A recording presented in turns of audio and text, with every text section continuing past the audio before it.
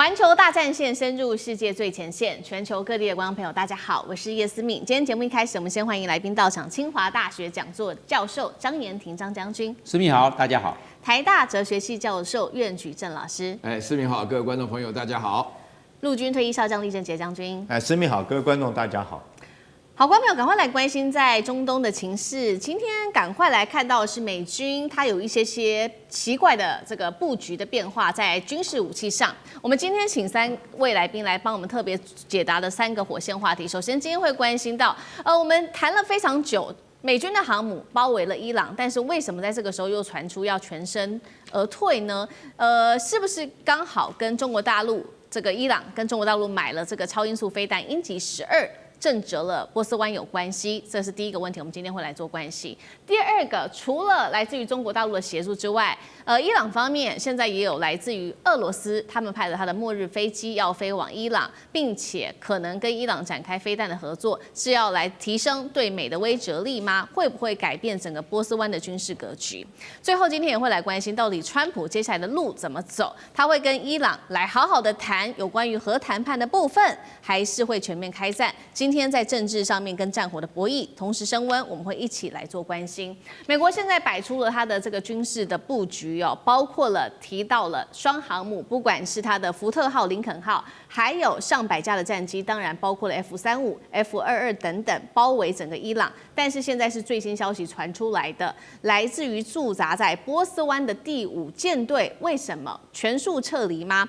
有一個衛星影像，這邊特別來看到的是，原本駐紮在巴林的第5艦隊總部，所有的美軍的艦艇已經全部都開往公海了，遠離最危險的區域。解讀就是他已經退居到第2線，但是時間點又是這麼的巧。來自於路透社的報道，伊朗跟中國敲定了一項軍購，會來買中國大陸它製造的鷹擊12飛彈外銷版，也就是接下來它的 CN-302超音速反艦巡弋飛彈射程涵蓋290公里，就會送到伊朗這邊去了。所以美軍現在做一個解讀，第5艦隊的撤離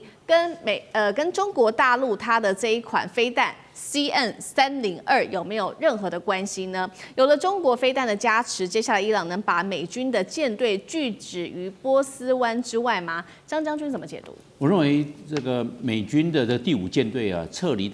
巴林的位置啊，在波斯灣的中段，它距離最近距離伊朗的這個海岸線啊，才200公里，更近。比所顯示的還更近，就200公里。因為波斯灣已經進入到中段的地方了，它的末段有點像喇叭口，但是中段的話是有個地方是比較瘦小的、比較細、比較狹窄。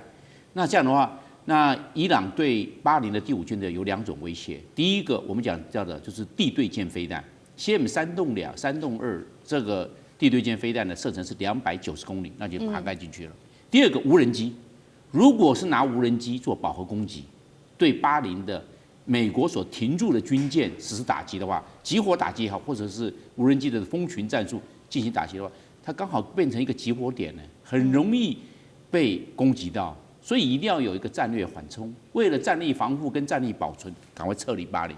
波斯灣都不要留美軍的軍艦撤離到阿拉伯海，因為阿拉伯海畢竟有戰略縱深了。這個時候，這個地對艦的飛彈就可能會夠不到，你要在地對艦飛彈的射程之外，伊朗的空軍是比較弱，所以伊朗的這個空射的空對艦的飛彈，它可能在這方面沒有能力，因為它沒有載台，問題出在這個地方。但是我們可以知道，現在按照這個地方，美軍的第5艦隊要撤離巴林，我認為美軍的動手的跡象增加了。那中國大陸的 CM 的這個地對艦的飛彈呢？那它是這個鷹擊12改良的，那它的速度呢？它平常的速度是大概是兩倍音速，而且它掠海飞行比較難偵測，又是2倍音速。在末端它會加速到最大的速度是4倍音速，4馬赫，那會造成近迫防禦系統的对它的攔截的困難度增加。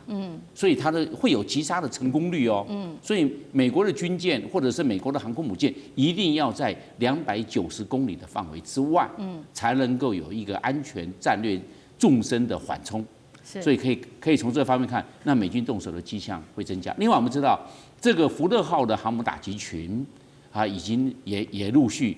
在從地中海這邊就位。另外一個這個航母打擊群是在阿拉伯海，但是距離伊朗700公里，所以為什麼要距離那麼遠呢？也是為了安全。所以我們看這兩個航母打擊形成一個犄角，一個在阿拉伯海，一個在地中海，它是形成一個戰略犄角，對伊朗來實施做戰略威懾。因為上面的這個 F-35也好，還有 FA-18超級大黃蜂的飛機都在可以攻擊到伊朗的範圍之內。但是問題是在哪裡？是美國先動手呢，還是以色列先動手？我認為這個是要去考量的問題。因為美國如果是先動手，那這個伊朗是一個被攻擊者，他有反擊的這一方面的這種我們講到的這種理由，這種戰略理由，我是被攻擊的，我是受害者，我現在開始做反擊。那如果是以色列动手的話，那以色列要不要去打美國的軍事基地做報復？這要來考量。然後美軍再做動手，變成由以色列來挑起。所以两個這個目前我認為是以色列先動手還是美國先動手了？我認為他們要做最終考量。那這個會秘而不宣，不管是納坦雅胡也好，或美國總統川普也好，他們不會去講誰先動手。但是美國的立場是希望以色列來動手。那以色列要不要先動手呢？我認為以色列動手的可能性有60%，美國先动手的可能性大概有4%。我認為要這樣來分，所以我認為以色列在這方面他的企圖心是比美國旺盛，因為美國在今年的11月3號還有期中選舉，那期中選舉是對川普的這個我們叫做來交出一個檢驗單、成績單，所以川普有這方面的考量。越接近於期中選舉，越需要是穩定。如果這個伊朗實施報復行動，會對美軍多多少少會有些戰損，那對川普來看也會一種選舉的壓力就會隨之到來。所以川普要考量的不光是軍事戰略因素，也包括的是政治因素。好，謝謝將軍。好，確實，所以現在可以看到整場戰爭一觸即發，以色列已經展開了這個隨時可能攻擊的一個可能性，甚至是大於美國的這個攻擊的企圖心。我們來看到剛剛特別提到的伊朗來自於中國大陸它的武器的支援之外，現在還有最新來自於俄羅斯的武器。趕快來看到這個是最新消息，俄羅斯派出的是號稱它的末日飛機的核戰指揮機，這個是圖214。PU 前往了伊朗，那美方也這邊特別做了分析，伊朗目前擁有中東是規模最大的飛彈庫，型號超過了14種。這當中我們特別整理出了2款，第一款是液態的燃料飛彈，第2款是固體的燃料飛彈。我們先來看液態的部分，它是以蘇聯的飛毛腿技術為基礎的流星系列，推力是巨大的，但是準備時間比較長的關係，所以比較容易受到攻擊。第2個現在威脅性比較大的就是這一款。這個是法塔赫家族跟他的繼承者佐勒法加爾，它的機动性比較強，隨打隨走，而且生存力強，再加上來自於俄羅斯的支援，打算一起來攻擊美國嗎？如果伊朗真的用上了飛彈，那麼對於美國來說威脅有多大？酈將軍又怎麼看？當然，在伊朗在被美國這個所謂制裁之後，它大概陸軍或者是傳統的軍事力量就大舉的削弱，不管是空軍方面，到現在為止它只有 F-14的這個幾乎老舊的飛機了艦艇方面也明顯的不足。但是伊朗在這段時間，它積極發展的就是它的導彈還有無人機的作戰體系。但是這2種體系雖然說不是傳統作戰的傳統武器，可是它卻可以發揮所謂的非對稱的戰力對美國的在中東地區的基地，還有在對以色列來講，都是構成嚴重的打擊。那我們剛剛講到巴林當初美軍可能意想不到，你看巴林等於就是在波斯灣這個海灣裡面的正中央。那以前他認為說，我將一支艦隊擺在這邊，可以威懾所有巴斯灣海灣周邊的所有產油的國家受我所控制、受我所威脅。但是沒想到，現在由於時空的逆轉，當這個伊朗具有這種導彈的射擊能力對你構成威脅的話，反而巴林在它的導彈攻擊範圍之內，這是它的不对稱作戰戰爭。那美國後續就要思考，它的巴林基地還能不能夠在波斯灣裡面產生威懾的效果？是。那第2個，我們這次看到圖214的飛機升空，大家稱之為末日戰機了這有一點言過其實。我覺得你把它當做一個空中指揮機來看的話，可能比較名副其實。為什麼叫做末日飛機？把這一架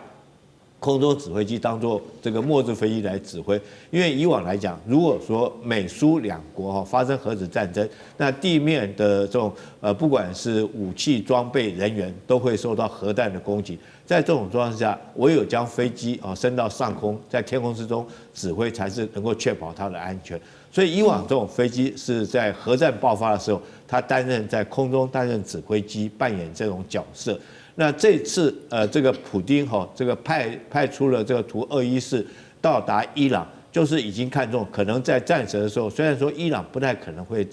不太可能會遭受所謂的核子攻擊，但是美軍在這個地方所有的導彈還有戰機的數量加起來，聽說光戰斧型巡弋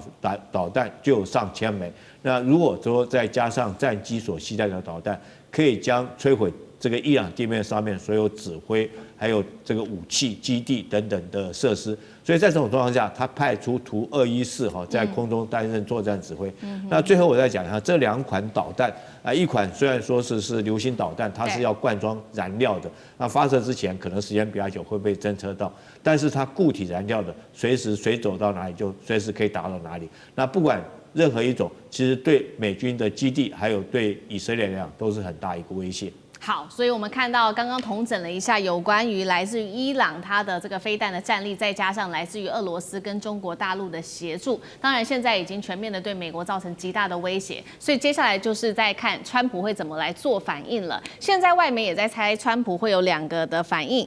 接下來就是關鍵就是在於核談判，但是現在也有一個好消息，是不是至少美國的態度現在看起來比較稍微可以談了一些呢？原因是因為呢，在2月26號。這個美伊在瑞士舉行的第3輪的間接會談裡面，雖然說現在了解沒有達到什麼樣的結論，但是呢，專家指出，美方沒有立刻離場，是一個比較積極的訊號，代表雙方仍然存在足夠共同的一個基礎。華爾街日報也在做了一個分析，川普現在在他的人生跟政治生涯一個指標性的十字路口，是會達成限制伊朗的核計劃，還是會發動一個軍事的戰爭？苑老師怎麼看？我們現在看這個情勢來講的話呢，這個川普很明顯用的策略是極限施壓了。這個在極限施壓的過程的話呢，它是有3種選項嘛，也是大打、小打跟不打嘛。我個人是傾向他不會打的了。為什麼會這樣子認為呢？因為首先的話呢，這個第一件事情，他們彼此之間的這個談判一開始就知道談不出什麼結果來的。因為美國提的條件的話呢，就是說要他廢止那個導彈的這個問題，那伊朗是絕對沒有辦法接受的啦。那另外的話呢，就是說要把伊朗只能夠接受這個核能的這個提煉完全是轉嫁於和平用途，這是可以談的，但是還未必能夠接受。就是說，完全放棄核能的話呢，伊朗也非常明白，這大家都知道的事情。是。然後呢，美國現在派出的代表的話，这庫斯納再加上維特科夫的話呢，他們是很具有權威性的啊。那我為什麼說我比較傾向於接受他不打呢？因為首先第一件事情，這個就誠如張將軍所講的，這是以色列的事情。以色列跟美國雖然一個是爹，一個是兒子，但是究竟是2個國家了。那個川普本身來講的話，也是要顧及美國國民的反應。因為什麼呢？第2點的話呢，就是說，川普現在講出來的話，讓他自己很為難，就是沒有辦法下不了台。所以川普曾經對維特科夫講說：“我實在不能夠理解為什麼伊朗還不投降？但伊朗怎麼可能投降呢？對不對？一個主權國家，一個8000萬人主權國家，一個鬧了快50年的這樣子的一個革命衛隊，一個神權國家，怎麼可能隨隨便便就投降呢？所以在這種情況下的話呢，美國人也很害怕，就是說美國這一打陷入泥沼，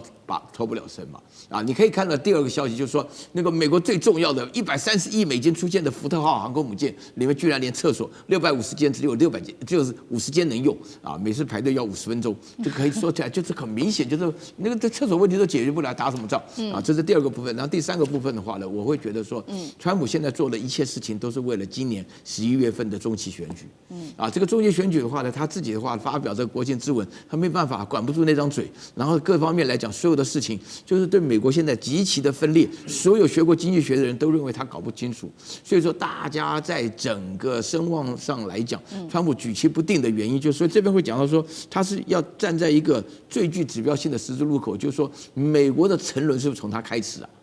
就是所以說他基本上要做這個決定很難。所有我看到目前穿制服的人都叫他說這個仗不要輕易的動。不要打。所以我個人認為說，大打小打跟不打的情況下來講，